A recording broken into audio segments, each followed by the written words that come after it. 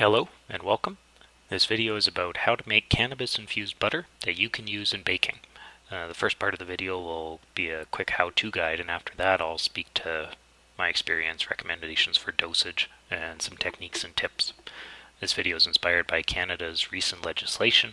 I figure there's probably some interest out there, if there wasn't before, particularly because it's a way around smoking, which is a concern for a lot of us. So, what do you need?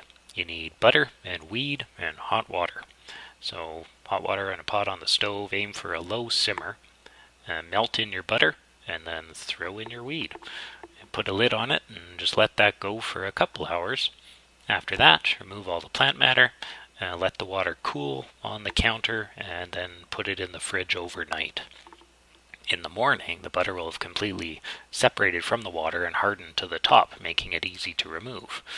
So you scoop it out and store it in the fridge or the freezer until you're ready to use it. And that's it. Simple enough. Next questions you probably have are how much butter and how much weed. The butter answer is the easiest. It almost doesn't matter. Just look at the recipe you're going to be using and use that much butter. Myself, I make a batch of cookies. It makes kind of one baking sheet full of cookies, so I just use that much butter, which in my recipe is a stick and a half or a 3/4 cup. As for how much weed, I use 7 grams or a 1/4 ounce in each batch of cookies, and this is really just based on my experience. Dosage. How much should you eat at one time?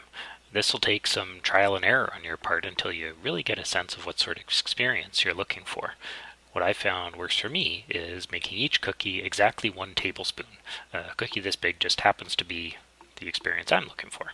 The effects are certainly present, but even at their strongest, I find it manageable. My recipe, it makes about 30 cookies, so we're going to call that 28 just for easy math, but 7 grams over 28 cookies comes out to about 1/4 gram per cookie. So if you're a smoker, you can think of it as splitting a 1/2 gram joint with someone. And what's good about making the cookies all a uniform size is that it becomes easy for you to tailor the dose later if you were unhappy with it. So if one cookie was too much, maybe you try half. If it wasn't enough, maybe you try 1.5 or 2. And then the next time you make a batch of cookies, you can keep that in mind and either make the cookies larger or smaller, or put in more or less weed. Tips and tricks. So to remove the plant matter from the water, what I do is I put a colander over top of a large bowl and line it with a cheesecloth or a coffee filter. Pour everything through that. Then kind of ball up the cheesecloth and take some tongs, because it's still really hot, and squeeze all the moisture out of the plant matter that's there. Make sure you get it all. Next, make sure your baking batter is thoroughly mixed. If the butter's not evenly distributed, you're going to find some cookies are duds, and others are just going to put you on the moon. So again, it all comes back to consistency. A common pitfall for edibles is eating too much. Since it's in food, it has to be absorbed by the intestines, which for most people takes about an hour. Rookie mistake is you take one, it's not working, you get impatient, you eat more, and all of a sudden it's double whammy. This really doesn't do you any physical harm, but it can certainly be unpleasant, especially if you're not used to it. So I personally just stop after the first one. I've had a couple instances of really delayed onset, so if it doesn't work, I just kind of, whatever. There's always next time. And just remember, if you do happen to take too much, this experience will pass and you will be okay. It's hard to keep in mind when you're right in the middle of it, but it's true.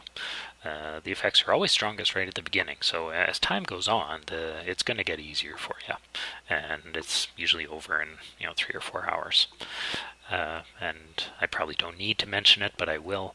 If you have kids or pets, keep your baking out of reach. I know I can eat a whole bunch of cookies if left unsupervised, and in this instance it would really be unfortunate. I hope this was helpful for you. Good luck out there, and be safe.